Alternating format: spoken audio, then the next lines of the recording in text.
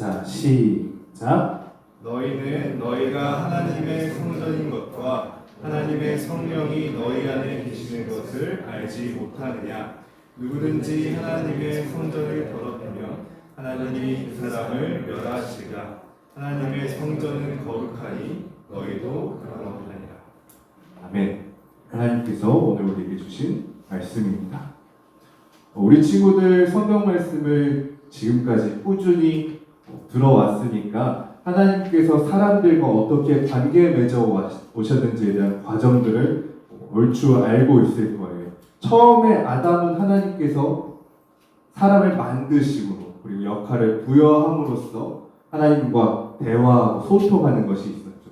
처음에 아담이 생각했을 때는 하나님이 하라고 하시는 것, 이름 짓는 것, 그리고 하지 말라고 하신 것, 먹지 말라는 걸 먹지 않는 것, 이렇게 해야 될 것과 하지 않아야 될 것이 하나님과의 관계 속에 있었어요. 하지만 아담이 하나님과의 관계 속에서 너무나 익숙해지니까, 그것을 지키는 데 익숙해지니까 하나님의 말씀에 대해서 정확하게 기억을 못하고 하나님께서 그 생명나무를 나 선악을 알게 하는 나무 만지지도 말라고 하셨어. 그리고 그러면 아마 죽는다고 하셨을걸? 이렇게 익숙해지니까 하나님의 말씀에 대해서 소홀하게 됐고, 하나님께서 많은 말씀을 주신 것이 아니라 몇 가지, 그리고 꼭 지켜야 될 한 가지를 말씀하셨는데 그것에 대해서 익숙함에 잊어버리고 말았어요. 그렇기 때문에 뱀이 거짓말을 했을 때 순순하게 속아버리고 말죠. 그런데 그 이후에도 하나님께서는 사람들을 포기하고 안 되겠네가 아니라 끊임없이 사람들과 대화하고 소통하면서 일을 맡기셨는데요. 가인과 아벨, 이들은 하나님께 예배들을 드렸던 사람입니다. 그 예배 속에서 자신들이 하나님께서 주어진 역할로서 예배를 드렸는지 어떤 마음으로 예배드렸는지는 모르지만 하나님께서 그 예배를 기뻐 받으시고 하나님께서 그들에게 찾아와서 어떤 일이 있었는지 소통하셨어요. 근데 놀라운 점은 선한 이들과만 소통하신 것이 아니라 동생을 죽인 가인에게 가서서 어찌 된 일인지 물으시고 무엇이 잘못됐는지 짚어주시고 그가 떠나도록 하셨고, 그럼에도 불구하고 그가 떠나서 하나님께 죄를 지었으니 모두가 날 저주하고 미워할 것입니다 했을 때 하나님께서 가인에게 그렇지 않다. 누가 너에게 저주를 내면 그 사람은 너에게 한 저주보다 7배는 더 큰 저주를 받으리라 하시면서 축복은 아니지만 보호하셨어요. 가인. 그 이후로도 하나님께서 끊임없이 사람과 소통하십니다. 대화하시고요. 역할을 주셔요. 노아의 방주, 모세, 다윗, 수많은 성경 인물들이 그렇게 하나님과 소통했어요. 하나님과 소통했을 때 그 사람들이 저마다 각자 자신이 원하는 것과 자신이 해야 될 일과 자신의 꿈과 미래도 있었겠지만 그들이 하나님과 끈끈하게 이어질 수 있었던 것은 자신의 계획이 아닌 하나님의 계획이었습니다. 하나님의 뜻이었습니다. 그것으로 인해서 그 사람들은 자신의 삶은 하나님의 계획에 한참 못 미치더라도 하나님께서 그가 할 수 있도록 어떨 때는 능력을, 어쩔 때는 사랑을, 어쩔 때는 기회를 주심으로써 하나님 계획에 걸맞는, 그래서 딱 맞는 사람으로 키우셨어요. 우리의 삶 속에서도 그런 키움이 있었으면 좋겠습니다. 우리가 그렇게 클 수 있었으면 좋겠어요. 우리가 매일매일 가만히 있어도 지금 우리 지금 성장해서 자라고 있는데 여러분들이 육신이 자라는 것은 시간이 지나면 멈춰요. 언젠간 키가 멈출 거고요. 언젠간 배움이 어려운 순간이 올 겁니다. 나중 가서는 배우고 싶다고 하더라도 외우지 못할 때가 오고요. 배움이나 성장, 육체적 성장이 아니더라 사회적으로도 관계를 갖게 해도 내가 아무리 원해도 할 수 없는 그런 지점이 오게 됩니다. 왜냐하면 배움에는 다 타이밍이라는 게 있거든요. 공부라는 것이 가장 잘 될 때가 있거든요. 그렇다면 그 공부를 언제 하면 좋을까요?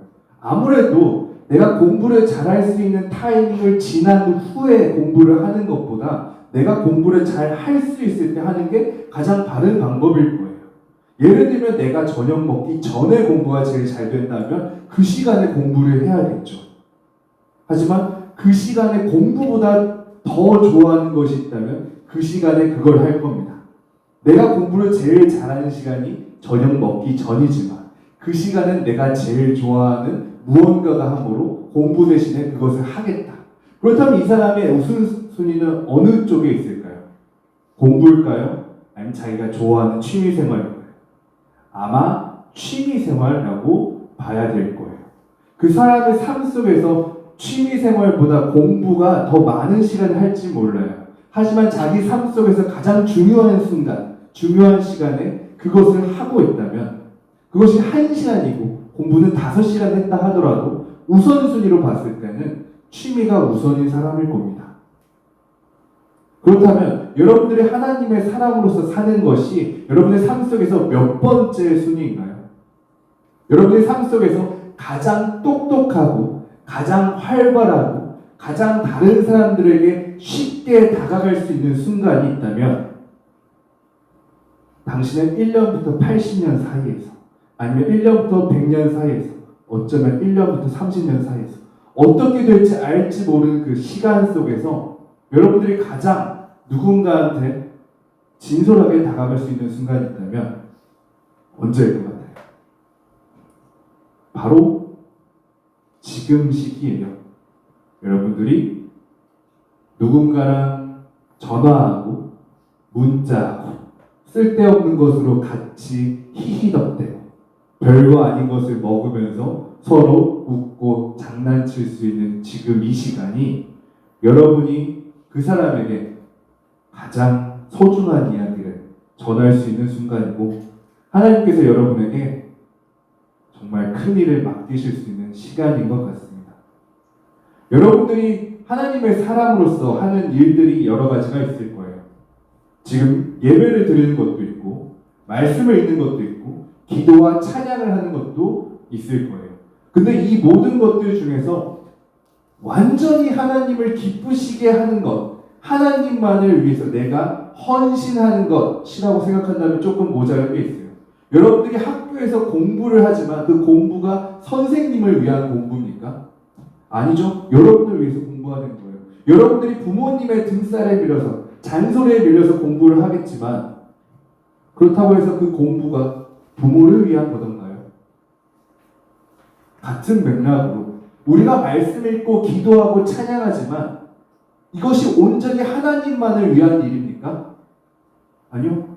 하나님께서 우리를 위해서 가르쳐준 일들이에요.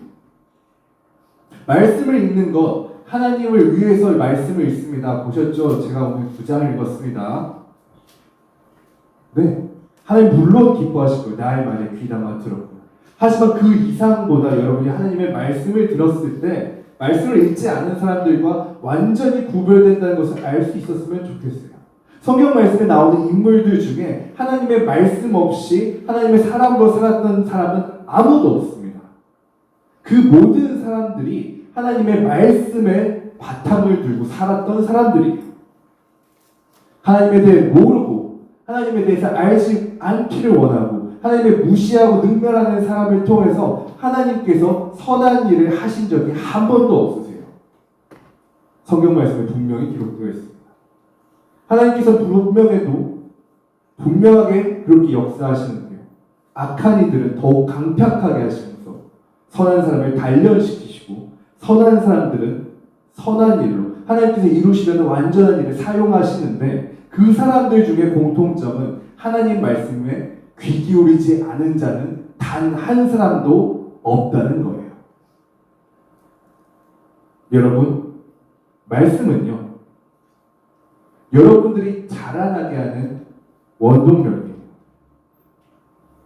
어떻게 하든 내가 살면 그냥 자라겠지만 다른 그 무엇으로 알 수 없는 무언가로 막 진화하듯이 바뀌어가는 것이 아니라 하나님께서 뜻하시는 그 사람, 하나님께서 원하시는 그 인물, 그 모습으로 자라도록 하는 양분이 됩니다. 말씀이 그렇습니다. 찬양과 기도 말씀과 같아요. 찬양 하나님께서 기뻐하시죠. 물론 기뻐하세요. 하지만 찬양을 할 때 우리가 즐거운 마음이 없고 우리가 행복한 마음이 없다면 하나님께서는 그것을 들으실 때 여러분들의 마음을 무시하고 들으셔야 될 거예요. 하기 싫은 마음, 불편한 마음이 있는 채로 찬양을 한다면 하나님께서는 억지로라도 그 마음을 외면해야 그 찬양을 그나마 들으실 수 있으실 겁니다. 하지만 하나님께 크게 들리는 건 여러분의 목소리보다 여러분의 마음의 소리인걸요. 너가 날 싫어하지만 그래도 찬양은 하는구나. 그것을 기뻐하실까요? 아니, 찬양을 잘 못하지만 찬양을 할 수 없는 상황이지만 너가 나를 믿고 기뻐하는구나. 나를 자랑하는구나. 나를 좋아하는구나. 이 마음을 하나님께서 그렇게 기뻐 받으실 거예요. 그렇다면 하나님께서 그 사람을 내버려 두실까요? 세상과 고난 속에서 가시나무가 가득한 곳에서 막 가시에 박혀서 피 철철 흘리는데 길 잃고 헤매는 것처럼 보이는데 그 와중에 두려워 떨지 않고 하나님, 저 하나님 믿어요. 지금 힘든 거 아무것도 아니에요. 그렇게 웃으면서 노래 부르는 아이를 어떤 부모가 내버려 둘까요? 사람도 내버려 두지 않을 텐데 하나님께서는 반드시 여러분들을 구하실 겁니다. 찬양의 힘은 거기에 있어요. 단순히 나의 분위기를 바꾸는 것이 아니라 하나님의 마음을 움직이게 하는 기도. 여러분 기도 얼마나 하십니까? 신앙생활을 하면서 많은 것들이 생략이 되곤 하지만 우리가 바쁠 때 가장 자주 생략되는 게 아마 기도인 것 같아요. 그런데 생략해도 될 때가 있고 안 될 때가 있는데요. 우리가 시간이 많을 때는 식사 기도를 길게 해요. 취침 기도를 길게 해요. 아침에 일어나서 기도를 길게 해요. 근데 바쁘거나 피곤하거나 마음이 안 내킬 때는 간단하게 생략해버립니다. 잘 먹겠습니다. 아멘. 졸려요. 잘게요. 예수님으로 기도드립니다. 늦었다 하고 아예 기도를 안 할 때도 있죠. 네, 그럴 수 있어요. 기도하는 시간 바쁘니까. 그런데 여러분들이 그 기도로 아쉬운 점이 하나도 없을 거예요. 왜냐하면 그 기도를 한다고 삶이 안 달라지는 것 같고 기도를 안 한다고 해서 뭐 손해볼 게 없는 것처럼 보이지만요. 하지만 여러분들 생각했으면 좋겠어요. 하나님의 입장에서는 그것이 완전히 다른데요. 여러분이 누군가에서 전화를 받았는데 아무 말도 하지 않고 그냥 끊어버린다면 솔직히 상처받지 않을까요? 전화를 받았는데 아무것도 쓸데없는 말만 하고 끊어버렸어요. 전화를 받았는데 맨날 했던 소리를 또 하고 끊어버린다면 여러분들은 어떤 기분일까요? 기도가 그냥 내가 아무것도 없는 공기 중에 내 생각을 그냥 안테나 전파 쏘듯이 하는 것이 아니라 하나님과 분명히 대화하는 것이라고 믿는 여러분들이라면 여러분 좀 더 신중하게, 좀 더 소중하게 기도했으면 좋겠어요. 기도 시간이 필요한 이유는 그것 때문이에요. 30분의 기도 시간이 정해져 있다면 30분 내내 무언가를 계속 필요한 것을 읊는 것이 아니라 여러분 누군가를 만나러 갈 때 그 사람에게 더 잘 대화하고 싶다면 대화할 준비를 할 거예요. 그 사람은 이걸 좋아하는 것 같더라. 그 사람은 이거에 대해서 잘하는 것 같더라. 그것에 대한 준비를 하고 그 사람을 만나러 가서 대화를 할 겁니다. 하다못해 내가 정말로 물어보고 싶은 것이 있다면 그것에 대해서 정리하고 그 사람에게 물어볼 거예요. 기도도 마찬가지예요.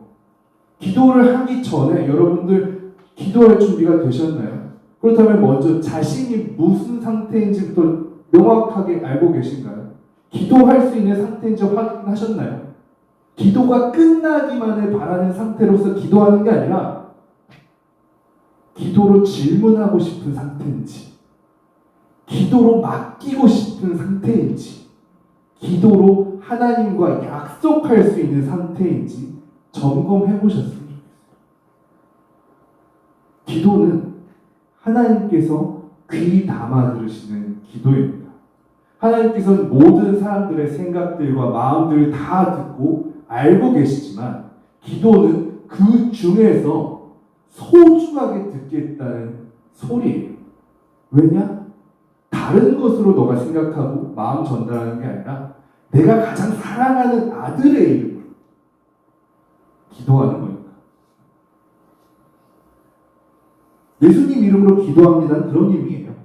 하나님께서 너가 너의 이름으로 기도하는 것이 아니라 내가 사랑하는 사람의 이름으로 기도하는구나. 나도 죄인인 너의 이야기로 듣는 것이 아니라 내가 사랑하는 예수의 이야기처럼 듣겠다. 그것이 기도입니다. 여러분, 기도에 좀 더 정성을 담을 수 있었으면 좋겠어요. 왜냐하면 여러분들이 그렇게 해야 된다 이렇게 강요하는 것이 아니라 하나님께서 정성스럽게 들으세요. 그만큼 여러분들의 마음도 하나님께 나아갈 수 있었으면 좋겠습니다. 우리가 그렇게 할 때 우리는 아마 그 역할을 충실히 잘 할 때 아마 이렇게 부를 수 있을 거예요. 하나님의 성전. 하나님의 성전. 이 성전이라는 단어는 아주 특별한데요. 구약에서는 이 성전이 정말 거룩한 장소였어요. 특별히 선택된 사람만 들어갈 수 있고 그곳에서 하나님만을 위한 온전한 예배가 드려지고 심지어 어느 정도냐면 그곳에 정결하지 못한 사람이 들어갔을 때 휘장 안으로 들어갔을 때 그가 정결하지 못함으로 죽게 되므로 대제사장은 허리에 줄을 묶고 들어갔습니다. 그리고 종이 달려 있었어요. 왜냐하면 그 사람이 들어갔을 때 딸랑딸랑 거리는 소리가 계속 나는데 그가 정결하지 못함으로 징벌을 받고 그 안에서 죽게 되었을 때 종소리가 안 들리는데 그리고 그 줄을 잡아내서 그 사람의 시체를 꺼내주면 왜냐하면 정결하지 못했으므로 하나님 앞에 부정한 채 죄를 속죄하지 않고 나아갔으므로 죽게 되었습니다. 그런데 지금 우리의 모습은 어떤가요? 그렇게 엄격했던 하나님의 성전의 모습을 생각했을 때 우리가 지금 하나님의 성전이라고 하기에는 엄청 널널하잖아요. 누가 우리를 심판할 수냐? 그렇게 되기까지 참 많은 과정과 역사가 있었습니다. 단순히 시대가 지나감에 따라서 문화적으로 많이 바뀌었어요. 유행이 지났어요.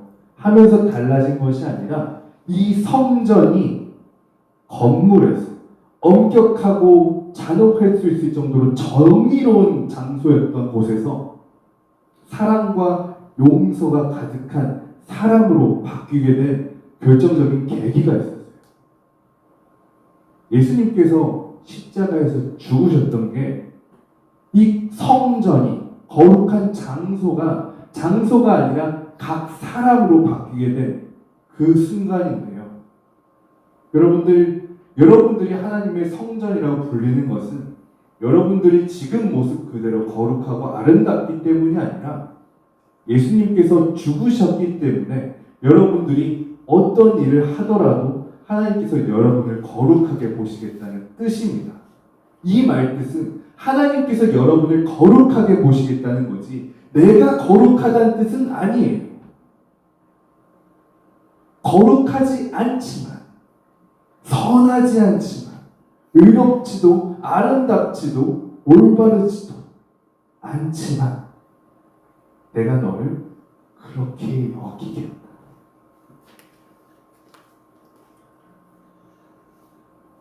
그것에 대해 깨달은 사람은 조금 생활이 달라집니다. 정결하지 못한 모습에서 정결한 모습으로 나아가기 시작합니다. 그것을 시작했을 때 여러분들이 말씀을 읽고 찬양과 기도를 하는 것이 달라지게 될 거예요. 목표가 없이 그냥 말씀과 찬양과 기도를 하는 것이 아니라 정결해지기 위해서 말씀을 읽기 시작하고요. 정결해지기 위해서 다른 문화들도 있겠지만 찬양에 좀 더 집중하고요. 정결해지기 위해서 기도로 오늘 하루를, 내 오늘의 일주일을 검토하기 시작할 거예요.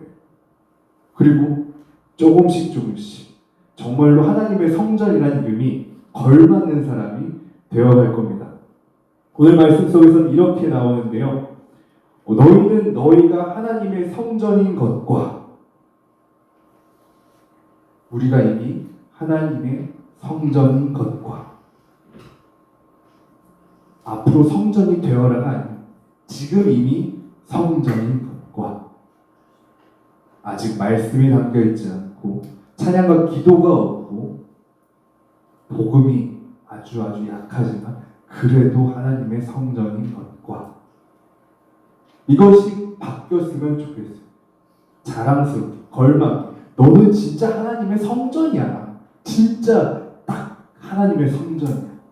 이렇게 부를 수 있도록. 그리고 이렇게 말씀하십니다. 하나님이, 성령이 너희 안에 계시는 것. 우리 안에 이미 성령 하나님께서 계세요. 우리 안에 이미 성령 하나님께서 계시다는 것은 여러분들이 생각하고 느끼고 겪는 모든 것을 성령 하나님과 함께 하고 있다는 겁니다. 좀 더 맡겨도 되고요. 좀 더 의지해도 되고요. 그리고 좀 더 부끄러워할 필요가 있어요. 성령 하나님께서 계시는데 나는 그것을 잊어버리고 맨날 내 힘, 내 체력, 내 능력으로 계속 뛰어간다면, 네, 성령 하나님의 같이 있음에도 불구하고 무시하는 것과 똑같아요. 같이 뛰기를 원하고 힘주시기를 원하고 함께 하시기를 원하시는 분이 분명하게 계시는데 철저하게 무시하고 혼자 뛰어간다면 저는 그것도 잘못이라고 생각해요. 따돌리는 거거든요. 감히 하나님의 성전이 좀 더 많이 맡겨도 돼요. 좀 더 의지해도 돼요. 할 수 있는 일이 아니라 할 수 없는 일을 부탁드려도 돼요. 아무 말도 안 하는 것보다 말도 안 되는 것을 맡기는 것이 더 기뻐하실 겁니다. 그리고 좀 더 부끄러워할 필요가 있어요. 여러분의 삶 속에서 내가 그리스도인으로서 사는 순간과 그리스도인이 아닌 삶으로 사는 순간이 있을 거라고 생각하겠지만 지금은 기독교인, 남들이 다 보니까, 기대하니까, 하지만 이곳에 나를 아는 사람 아무도 없어. 여기는 내가 자유롭게 모든 것을 선택하고 내 마음대로 할 수 있어. 여기서 다시 나가면 되니까. 라고 하는 그 순간에도 성령 하나님께서 함께 하십니다. 그 모든 순간 속에서도 여러분이 보는 것을 함께 보시고 여러분이 듣는 것을 함께 들으시고 여러분의 생각과 모든 마음들을 계속 보고 계세요. 그리고 절대 잊지 않으세요. 기억하세요. 그 순간까지도 간직하실 거예요. 여러분들이 하나님의 성전이기 때문입니다. 여러분들이 하나님의 성전으로서 꼭 기억했으면 좋겠어요. 하나님께서 여러분들을 반드시 책임지실 거예요. 약속하셨어요. 왜냐하면 여러분들이 이미 하나님의 성전이므로, 그리고 여러분 안에 이미 성령 하나님께서 계심으로. 고린도전서 3장 23절에는 이렇게 기록되어 있습니다. 너희는 그리스도의 것이요 그리스도는 하나님의 것입니다. 여러분들이 정말 하나님의 것입니까?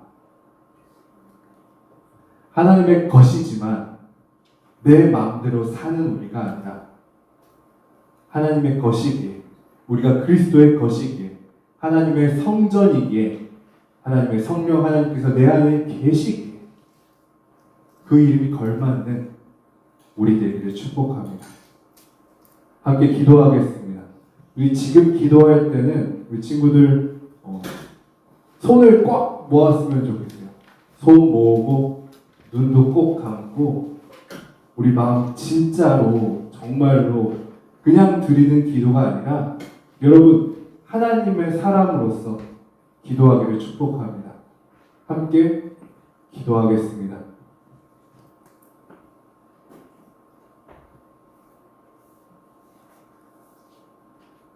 하나님 감사합니다.